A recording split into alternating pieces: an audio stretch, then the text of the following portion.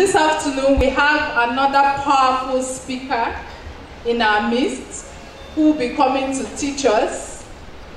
Before I introduce him, I'm expecting that you bring out your books, your writing materials, and get ready to learn. Make sure you put down a lot of points, because I am very sure that this person I will call out now will dish out nothing but the best. He's very well known to us in the P1 group. In fact, he's part of us. He's practically the son of the GMD.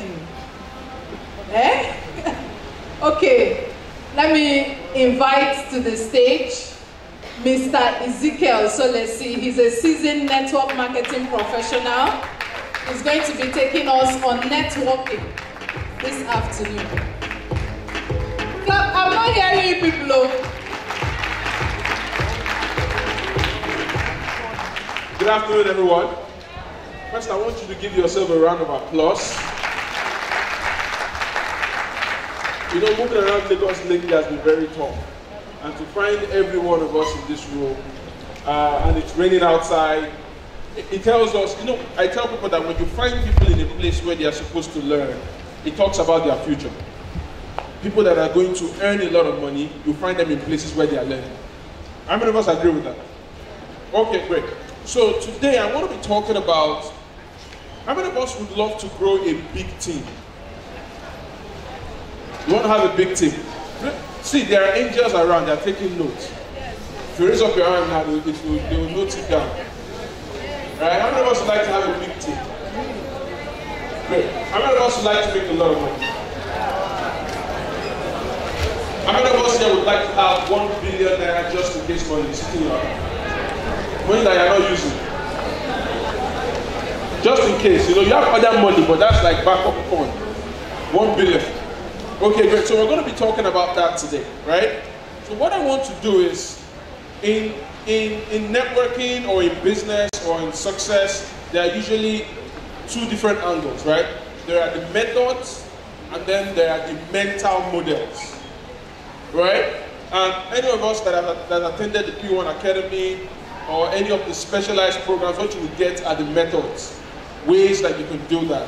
But what I want to be able to, what I want to address today are the mental models. That if you get the best methods from everybody, if it's not okay up here, you would sabotage yourself, right?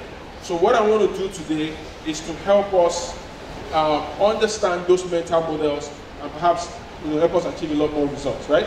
So I'm going to start with this picture. Now, 3 weeks ago, I had the opportunity, I was in Annecy in France. I had a training to attend there. In Annecy in France, and usually every time I travel I like to go with my son. Now the reason is simple.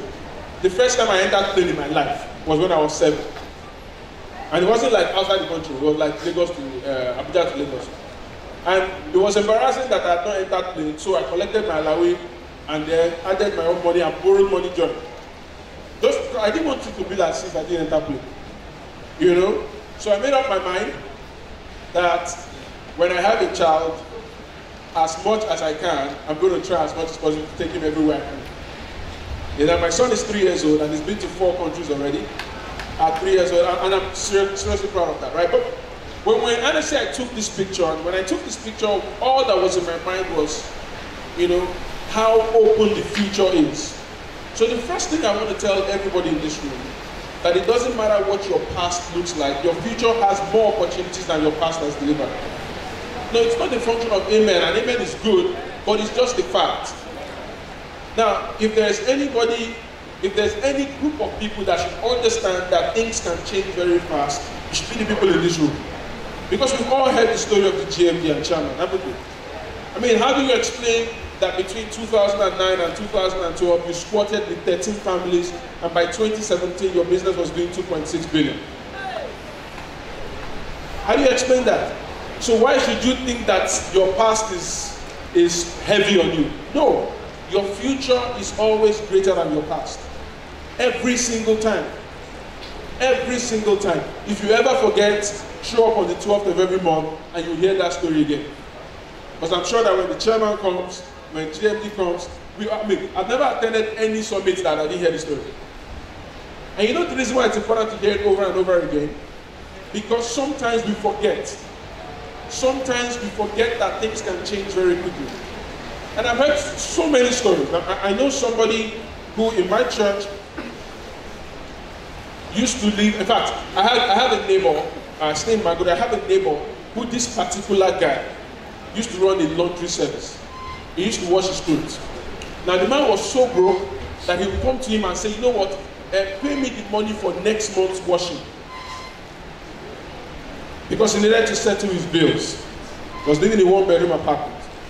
Just 7 years down the line, I know this because I did a training for his organization. I know this. I know that his balance sheet was 6.2 billion naira. 7 years from the time that he was begging somebody for the next month's money. Things can change fast. And things will change fast for you. So it doesn't matter whether things have not been working, they will work. So what I want to share with you is specific tips that can help you make those things work. So the first of them, and I heard everybody that's come up here has talked about this, right? You need to have a flame, and that flame has to be your why. There is nothing as powerful as why. If you know why, you can endure anyhow. How many of us agree with me? Why is so important. Why? Why are you here? Why do you want to make that money? Why do you want to make $1 billion there? And this is the truth. Listen, your why doesn't have to be noble. It just has to be your why. Somebody can say, I want to make a lot of money because I want to drive a Rolls Royce. That is why he wants to make money. Do you understand? You need something, you need a reason to push you. So you need to have your why intact. So how many of us here know why we want to make how much money we want to make? How many of us have it written down? Now if you don't have it written down, I'll give you 30 seconds. Just take a piece of paper and write down something that you want to achieve within the next 12 months. In fact, let me help us do how many of us here have 2 SIMs? If you have 2 SIMs, raise up your hand. You have a 2 SIM phone. Beautiful. Now if you use an Android phone, I know this is possible even if you just have 1 SIM. But I use an iPhone and I'm not sure it's possible. But I used to do this when I used to use an Android phone. You know that you can send a scheduled text. How many of us know that you can send a scheduled text? So what I used to do is that I would send myself a scheduled text. So I would date that schedule 1 year from now. In fact, if you can't do that, there's a website called Future Me. Just go to that website. You can write yourself a letter that would be delivered to you on a specific date that you choose. So what I do is that I will write a letter to myself and say, I am happy and grateful because I just bought myself this car or whatever it is, right? I'll write it out. I will write how I would feel. I'll write every single detail, and then I will send myself that email or send myself that text, and it's supposed to deliver to me in 1 year. Why? Because once you know your why, you can endure anyhow. Most of us here are just here to say we want to make money. How much money? See, when you don't know where you're going, where you are is where you're going. Do you know that? When you don't know where you're going, where you are is where you're going. But once you know where you're going, you can ask for directions, right? Or you can use Google Map, whatever it is. But Google Map cannot help you if you don't know where you're going. So you must have that spark, which is your why power. Now, one other reason why knowing why is important is because a lot of us rely on our willpower. See, to be successful, you have to be disciplined. How many of us know that? Right? How many of us know that you have to be disciplined? And most of us, when it comes to discipline, we rely on our willpower. See, the problem with relying on your willpower for discipline is that the concept of discipline alone has negated the importance of willpower. See, because discipline is doing something when you don't feel like doing it, right? True or false? So, how do you do something when you don't feel like doing it? At that level, it's not willpower that comes into play, it's something called why power. When why is strong, you will be able to muster enough energy to do anything that you need to do. So for example, imagine that Sweet Season told the testimonial of the lady who sold 32 million, and she went and took a loan for maybe her children's school fees, isn't it? Why did she go and take that loan? Because it must be paid. And then she told the person she was going to pay end of the month. Now, do you think that she would have taken that loan and then she just go to bed and hope that the money will come at the end of the month? No. She will go out and work harder. So you must understand that your why power is what helps you to become disciplined. But one other thing that you need to do is also put your why power in vivid pictures. I've taught this so many times, and I wonder why some of us are not doing it yet. But you must have a vision board. You must. See, a vision board is simply what you want in pictures pasted somewhere that you can see. How many of us understand? It's the same principle that God has used to change people's lives in fact, we see, even for those of us that are Christians, Jesus Christ will say things like, I only do what I see the Father do, isn't it? So it means that every single time, and the Bible did tell us that every morning he would go seclude himself and pray. So it means that when he goes there, what he saw was pictures of what will happen during the day. Right? Abraham was, and I'm going to use this analogy because I know that quite a number of us here are religious. Right? Now, Abraham was barren. He and his wife. Right? Now, in Genesis 17, God changes his name to Abraham and changes his wife's name to Sarah, right? In Genesis 20 was when Isaac was born. But something interesting happened in 19. In Genesis chapter 19, Abraham and his wife were going to a city.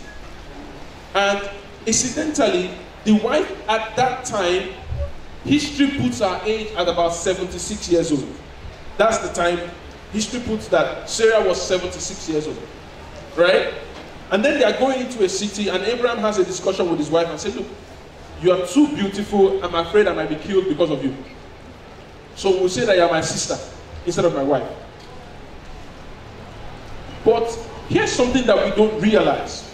2 chapters before, which was possibly a couple of years before, God changes their name. Now, historians are not exactly sure what Sarai means, but they know that Sarah means princess. Now, you know that princesses are always young, princesses are beautiful, princesses are royal, right? Because the question, how many of us, most of us read this Bible and we don't read it sometimes thinking about it. Because how beautiful do you think a woman needs to become to be attracted to a king? Very, right?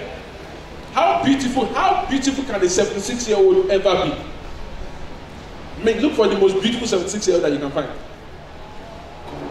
Now here's what happened. Every single time Abraham calls that woman's name, her body responded by aging in reverse. That's really what happened. That's what scientists have been able to actually discover. That at that time, the Sarah, if you had looked at Sarah at that time, at 76, you would have mistook her for somebody that was in her 30s. That's what would have happened. So, vision boards are important. Pictures of what you want. If you want, I'll give you an instance. I had a friend in university. Now, I started doing this since when I was in my university days, right? I had a friend in my university who called me. Now, we were roommates in my final year. Now, in my final year, we had our wardrobes was sort of like side by side. So, and mine opens this way, and his own opens that way. So every time I open my wardrobe and I'm doing anything there, he can see it, right? So he calls me sometimes last year, and he said that, Ezekiel, I want to tell you something. That when we were in school, I wrote myself a check for 5 million.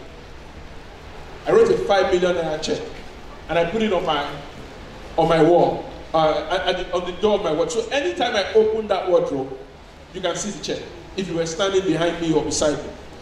So he told me that every time I open my wardrobe and I'm doing anything, that he's always laughing. Because he thought I was crazy. He thought that it was stupid that, like, how can you be writing a check of 5 million? Who do you think you are? Right? But he calls me last year. He's still working at the job, paying 150,000 a month, lives in Songo, works in Ikoyi. Yeah, that's the definition of debt, isn't it? I'm telling you, this is fact, right? He called me last year and said he wished that he was doing what I was doing.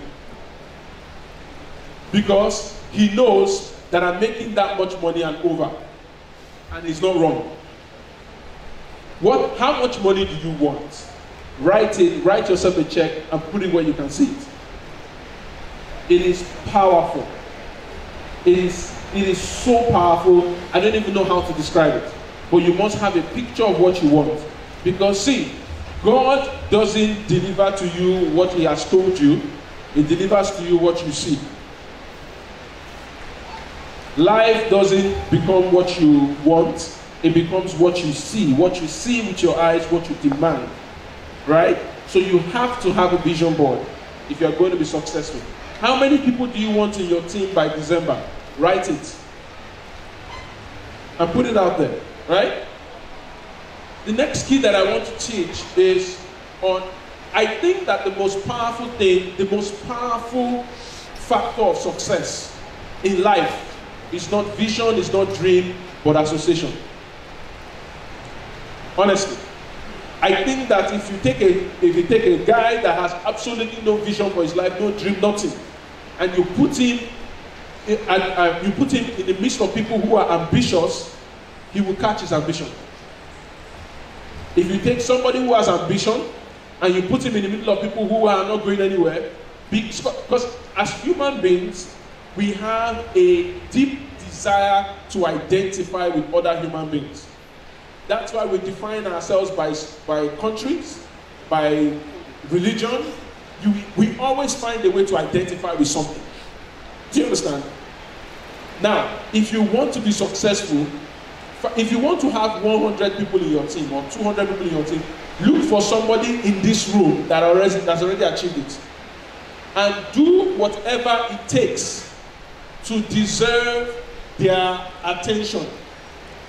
See, if you go to somebody who's successful, chances are that the person necessarily doesn't want to be with you.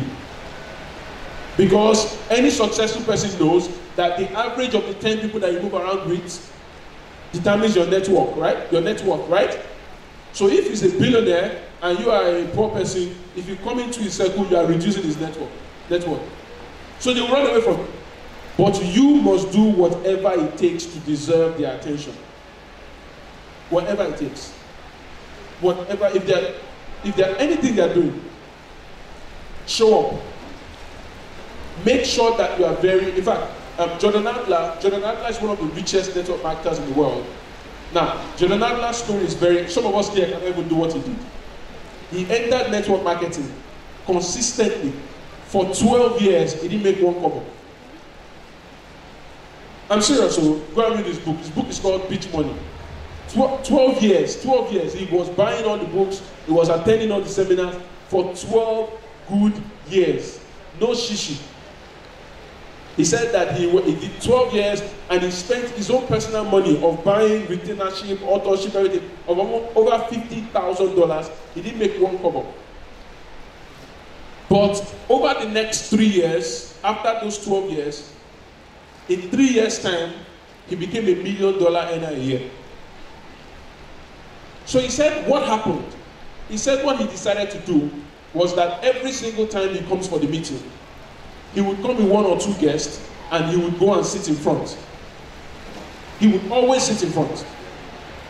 And every time the meeting is over, he would take his friends that he came with and go and introduce them to the speaker and say, this is the person that spoke, just introduce. So after a while, those people that were speaking, that were taking these seminars were $1 million earners. But because they always saw him around, one of them invited him to lunch one day. invited him, and he found himself sitting amongst other people that were millionaires. And as they were talking, he was gisting with them, and as he kept on showing up for the meetings, they kept on inviting him. They kept on inviting him for lunch. They will finish the seminar, you'll be the first person to get there. Please, let's give a round of applause to our chairman as he's walking. Thank you so much.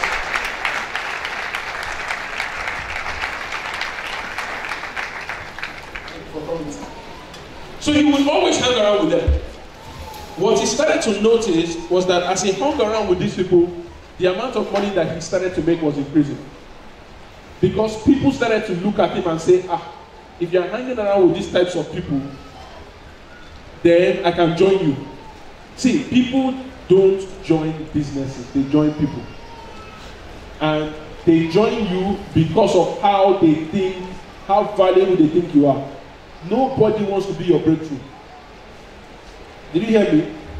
See, nobody wants, if you want to build a duplex right now, or maybe you want to build a 7-story building, and they now call me and say, I'm the contractor. They just say, okay, young man, I see that you're a very sharp guy, can I see any of your projects? I say, I built one bungalow in Shangotedo, another bungalow in the Lagos mainland. Are you going to be the one? Are you going to be the first person to give me 5-story building to build? You cannot be my breakthrough, right? Because if you become my breakthrough, I can become your breakdown. Because if I don't have experience doing something, you don't want to hand it over to me, right? Exactly. So when you change, and there was another story about association, about a struggling lawyer in New York. He'd been trying to make money, but he couldn't. And after a while, he went to meet an elder lawyer and said he wanted to work for him for free. So he would do anything that the man said he would do it. So after a while, the man said that he wants to help him. Okay, how do you want to help me? He said, no problem, then let them take a walk. They took a walk down Wall Street, just talking. They were just talking. So the young man was thinking that, what's the importance of this walk? Why you tell me the secret of your success? Oh, they just took a walk. But you know what happened? A week after, the man started to get jobs. Because as he was working, other people were looking at both of them, the way they were talking, and say, so this young man knows this man. Now, some people that wanted to bring a project to the man that they cannot because they can't afford him, started coming to him. Change your association. But that's not the reason why associations are important. I believe that success happens when you have somebody in your life that you are either afraid to disappoint or ashamed to disappoint. That is the only way you can ever succeed. There must be somebody in your life. For some people, it's their children. For some people, it's their wives. For most people, it has to be a mentor or somebody that you cannot give an excuse to. Somebody that will not take your, because we all have legitimate excuses. We have excuses. But you know the truth? Anything that you tell yourself that does not support your achieving of your goal is an excuse. No matter how honest or true it is. Right? My daughter had to go to school. That's why I did not make the call. That's why I did not make the sale. Listen, it is a legitimate excuse. But it's an excuse. Because there are other people that their daughters were sick. And they took their daughter to the hospital and they made the call. And do you understand? Right? Oh, I'm blind, I'm deaf. That's why I'm not successful. It is, nobody is going to argue with you. But we also know that there are other people who are blind, who are deaf, who have achieved something. Right? Most of us would have seen the video of that man. He has no hand, no leg, but he swims. People like me with 2 legs, 2 hands, if you drop me in the water, I'll wake up in heaven. But he swims. He brushes his teeth. He wears his clothes. I saw a video about a mother and a child. Both of them, they don't have hand. It's only leg they have. She uses her leg to dress her son. She uses her leg to feed. They type on the they write books. They are typing with their legs. Some of us cannot use our hand to type. So anything you tell yourself that does not achieve your goal is an excuse. If you are ever going to be successful, you must have somebody that will not take that excuse from you. There must be somebody in your life.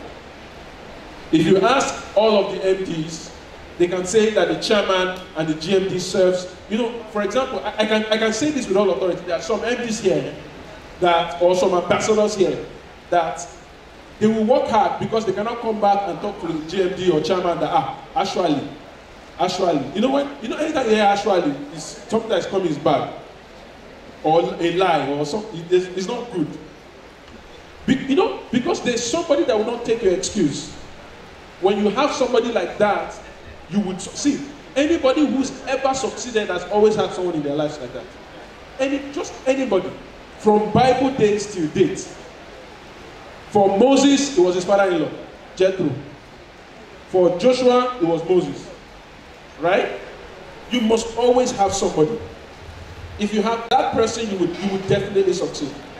There are a lot of things that we do in our business. Make calls, prospect, all of these things. And these things are not easy to do. Because you make the call to one person and it's not a good call. And you don't feel like making the next call. How many of us have been there? But if somebody is calling you and the person says, and you have told the person you're going to make 5 calls every day, because you cannot call that person back and explain why you do not make it, you make those calls. It's important. Have somebody, associate with somebody that would not take your excuse.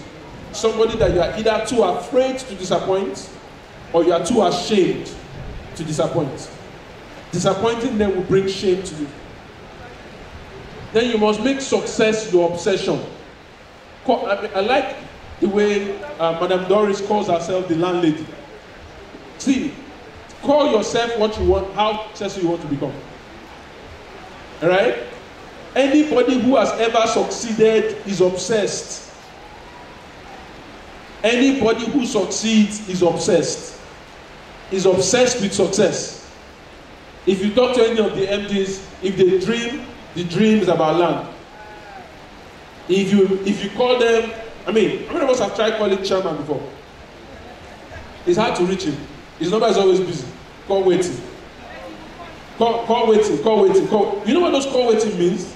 It means he's making money, he's talking to other people. Do you understand? Successful people are obsessed. They are not normal people. You have to become obsessed with success. Success has to become your obsession. Every single day of your life, you dream of it, you only talk about it. Do you understand what I'm saying? It has to be your obsession if you are going to succeed. And next, you have to believe. See, there are a lot of us in this place that still don't believe yet. We don't believe that we can become as rich as we want to be. But see, if you don't believe, it won't happen. Even if you have all the right skills. Believe is important. You know, and that's the reason why it's important to come. That's the reason why I love the fact that P1 has this summit every single month. You know, and the reason why you have meetings every week, because see those meetings, they do more than give you skills. They give you belief. That's what they do. The biggest thing that you get when you go to a meeting like this is belief. You hear somebody's story. How that in 7 months she didn't make any sale, and in 2 months she did 80 million. Right? That's what we sell. If you go to your church, what are we selling? It's not belief. You are there, you are waiting for the fruit of the womb in 6 years, and you are already losing hope. Somebody come and say, praise the Lord. You know, we just had our first child after 20 years of waiting. Then you realize that your case is not that bad. At least, it's not bad until the next 17 years. Right? You know, so that's what happens. We believe. When we hear other people's stories, we believe. That's why it's important to keep coming. That's why it's important to keep coming to these meetings. Because they help you. You know, when somebody says, oh, is it not the same thing that they will say, I don't want to bother, they miss out on a very big opportunity. And the opportunity is not to get knowledge. The opportunity is to get belief. Right? Because when you believe, it happens. Keep believing. Believing that your future holds more promise that your past has delivered. It doesn't matter what has happened to you, right? Everybody in this room, we believe that we'll live the next 5 years, right? We believe. So even if you are squatting right now, 5 years from now, you can be a billionaire. We have seen it happen. We have a living testimony right here. Right? You can squat between 2009 and 2012 and be a billionaire by 2017. Right? So we know that it can happen, but we have to believe. And that's one of, if you ask the chairman, ask the GMD, that's one of the things that they would say. In the middle, you know, the Bible says that against hope, Abraham believed in hope. You have to believe. Belief is the only currency that we trade with in this world. It's the only thing that can turn a pauper to a billionaire. It's the only thing that can turn you into anything that you want to become. You have to believe. Everything is possible to him that believes. Communicate. See, every single partner in this place must learn how to communicate. It doesn't matter what you know if you cannot communicate. You must learn it. See, because how you communicate will determine how much money you make. Go online, Google elevator pitches, watch as many videos about it as you can, and learn. Go to meetings and tell people that, look, if you are selling properties and you have done your analysis of the type of people that you want to meet, the easiest thing you can do in this life, every Sunday, just go to www.eventbrite.com. It's a website. Now, on Eventbrite, there are different events. And guess what? A lot of them are free. Free. I just registered while I was sitting down there. I registered for an event in 4 Points by Sheraton. Something process, the engineering, blah, blah, blah. Massive event. Some of the top speakers are coming. They're only going to pick a few people. But I've registered. You enter into that place. You know, because most of us, we only go to places where we meet fellow realtors. They are talking to people that are already saved. They're looking for sinners. They're going to where you can find saved people. No. You go to Oil and Gas Summit. Oil and Gas Summit. Attend. It's free. Most of them in Oriental Hotel is free. Attend Oil and Gas. Sit down. Carry your business card. Somebody say, oh, what do you do? So my name is Ezekiel Sholisi. I specifically sell real estate to people in the oil and gas industry. Yes. If you go to Fashion Summit, you carry your business card. You say, I'm very concerned about people in the fashion industry. You know, so my real estate business is targeted towards them. See, but you have to learn how to talk because these people are intelligent. They will quiz you. You must be confident. You must invest in your capacity to communicate, right? But see, many of these events are free. I know some of us don't want to spend money. There's free ones. Many. Every Sunday, just go to Eventbrite. Eventbrite.com. There are many. There are many. Download the app. There are many events. I'm talking about events, proper, not come and join us and sing hallelujah. Not that one. Events that you see people that you cannot even see on the street. You know why? They know that even when they make it free, and they put it in a hotel, useless people will not go. It's true. I've done an event before, in 2013. It was free. I did it in Transcorp Hilton. Transcorp. I sent a message to my friend. They didn't come. I asked them why. They said, you know, it's Transcorp now. We don't know whether we'll pay at the gate. I said, at least come. They said it's free. Come to the gate and see whether you will pay. It's true. That's why they make those events free and they're not afraid. Because they know that by putting it in a hotel, people that their head are not correct will not come. Even when you will not come. That's the truth. One day I had one guy, like, he wasted my time for 45 minutes. I had a meeting with him in 2012. I said, okay, I had a meeting at Glow in VI. I said, let's meet at Silverbird Gallery at 10 o'clock. He called me 5 minutes to 10. He said he's around. I said, no, Wala, I'm upstairs. I didn't see this guy until like 10 minutes to 11. When he came inside, I said, what happened? He said, actually, you know, in Silverbird, they open at 10 o'clock. And When they open at 10 o'clock, because most people don't come and buy things at 10 o'clock, the people that are coming in at that 10 o'clock are all people that are working in that place. So he said that when he got there, he thought that they used to pay to enter. So he was standing outside, he was watching, and that everybody that was coming in, they were going to greet the security. So he didn't know whether they were paying him or... I said, so for your poverty mindset, you wasted my own time for 1 hour. Yeah, that's why they make those things free and they put it in a quota, because people that their head is not correct, they will not come. So open it, Eventbrite. When you see free, it's free. They will not collect money. But if you are going to go for all those events, you have to invest in your own capacity to communicate. Right? Because see, even if you don't have car, go to those meetings. See, when you enter into a hotel, nobody knows what you park outside. It's what they see and how you speak that they judge you with. Right? It's the truth. Communicate well. Communicate well. I remember when there was a time I didn't have car. So I used to have meetings on high profile place. So I would get there very early. And when the person finished, I said, you know what? There's no problem. I have another meeting after this one. So you allow him go 30 minutes. After he has gone, that time there was Okada in Lagos. I will now come outside, you enter Okada and just zoom.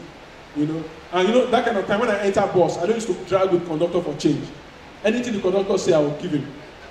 Yeah, before you are dragging, and then somebody now come and say, speaker. The speaker.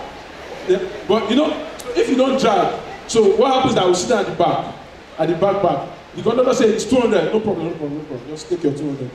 So, because if you're going to be arguing, they say the principle that you are teaching is not working because, but you have to learn how to communicate, right? Very important. And then as I close, you have to be grateful.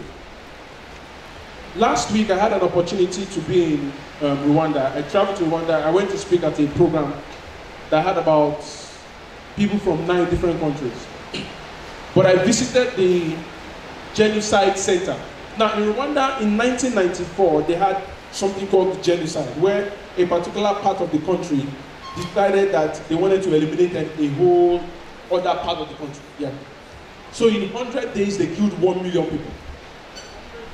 In 100 days. They killed 1 million people in 100 days. This particular place that I was is a burial ground for 250,000 of them. So all the pictures, you see pictures, like as many pictures as they could find. So right a picture of people that died. And some, you would see children, 18-month-old children. You know, it was, the leadership had so brainwashed them that people started killing their neighbors because they were from a different sect. And the bloodiest was that they told them that everybody that is Tutsi should run to a particular stadium because that stadium is safe. And about 200,000 people ran to the stadium because they thought that it was safe. And when all of them were in the stadium, the soldiers just pulled out guns from all over the stadium and threw bombs into that place and decimated the entire place. It was really bloody. But one of these things that this experience taught me is that if you are alive, you have won. Being alive is victory already. Right? You have to be grateful. You called somebody to buy land. He picked up the phone. He didn't buy. Be grateful that he picked up the phone. Right? Be grateful. Be grateful. Be grateful to your upline. Yes, he's not showing you the way, but without him, you won't be here. Be grateful to your success line, because without a success line, you look like a person running alone. If you are speaking somewhere, be grateful to your audience. See, as we are here like this, no matter how good or bad that I spoke, I'm grateful to you for sitting down. Because your sitting down here is the only reason why I'm not considered a madman. Yes, because if I was here now, let's say there's nobody in this room, and you're just passing, you see me, I'm gesticulating, I'm talking very well, with mic, everything. Nothing's happening, you can't hear anything because there's no speaker, nothing. And I'm just talking and saying I'm very serious. What will you think? How many of us have seen people like that? They are walking on the street and they are discussing. They are presenting to their audience, just like you cannot see the audience. It's an invisible audience. What do we say about those people? So whether I say the right thing or the wrong thing, I'm grateful to you for sitting down.